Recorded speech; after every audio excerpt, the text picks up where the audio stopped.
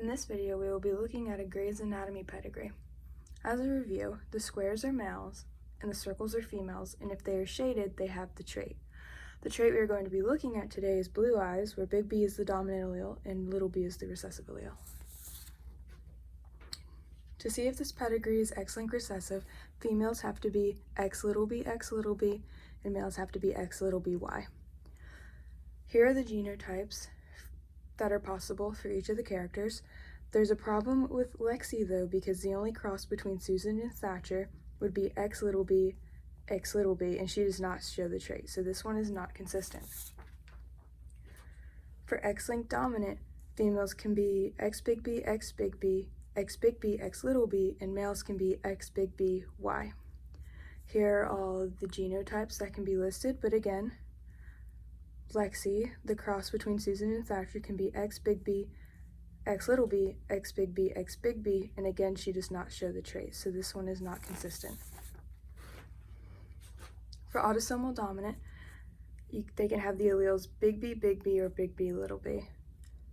Here are all the traits that can be shown. The ones with stars beside them are the ones they would have to be for the pedigree to be consistent, which in this case, it is consistent because it fits with all the characters.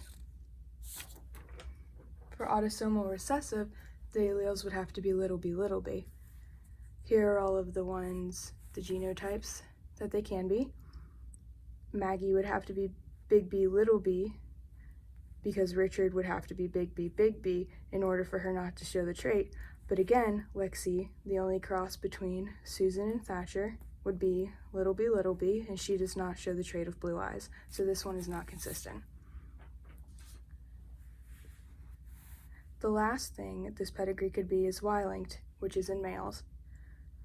The problem here is that in the first generation, the second generation produced were all daughters, but when Meredith married Derek, they had a son, Bailey.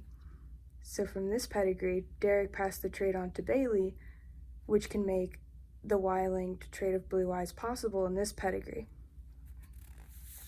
As a review, the pedigree cannot be X-linked recessive, the pedigree cannot be X-linked dominant, the pedigree can be autosomal dominant, the pedigree cannot be autosomal recessive, and it is possible that this pedigree can be Y-linked.